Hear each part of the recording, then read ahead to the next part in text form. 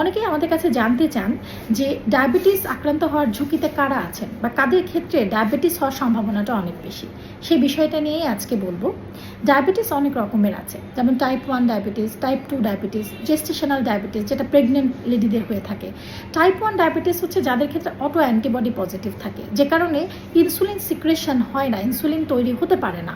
তো সেক্ষেত্রে কিন্তু আসলে যাদের এই অ্যান্টিবডি থাকবে তাদের ক্ষেত্রে ডায়াবেটিস হবেই।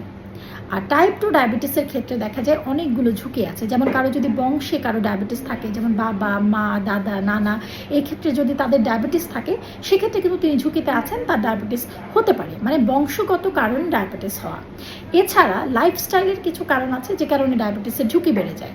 যেমন কেউ যদি সেডেন্টারি লাইফস্টাইলে অভ্যস্ত থাকেন, যেমন কায়িক পরিশ্রম একেবারেই না করা, অফিসে যাচ্ছেন, গাড়িতে যাচ্ছেন, বা বাসায় সারাক্ষণ বসে থাকা হচ্ছে, অফিসে সারাক্ষণ বসে বসে কাজ করা হচ্ছে, তেমন হাঁটা চলা হচ্ছে না, এটাকে বলা হয় সেডেন্টারি লাইফস্টাইল।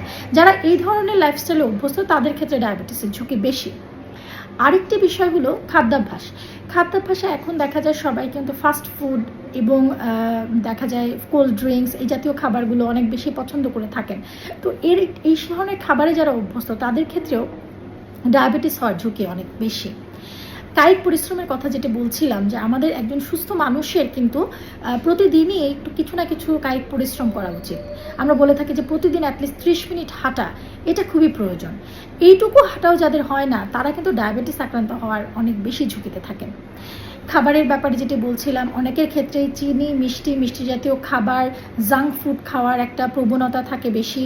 সেই সাথে দেখা যায় তেল চর্বি জাতীয় খাবারগুলো, মানে ডায়েট একদম ক্যাওটিক, কোনো রকম খাবার দাবারের নিয়ম কানুন মেনে চলছেন না, তাদের ক্ষেত্রে কিন্তু ডায়াবেটিস হওয়ার সম্ভাবনা বেশি থাকে।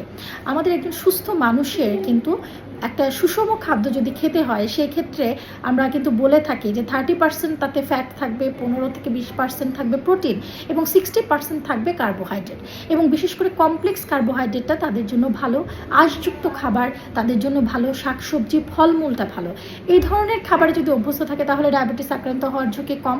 কিন্তু আমি একটু আগেই যে কথাগুলো বললাম, যে অনেক বেশি ফ্যাট খাচ্ছে, ট্রান্স ফ্যাট খাচ্ছে, অনেক বেশি ফাস্ট ফুড, কোল্ড ড্রিঙ্কস খাচ্ছে, তাদের ক্ষেত্রে ডায়াবেটিস আক্রান্ত হওয়ার ঝুঁকিটা অনেক বেশি। যারা ধূমপান করেন, মদ্যপান করেন, তাদের ক্ষেত্রে ডায়াবেটিস হয়ে যাওয়ার সম্ভাবনাটা অনেক বেশি।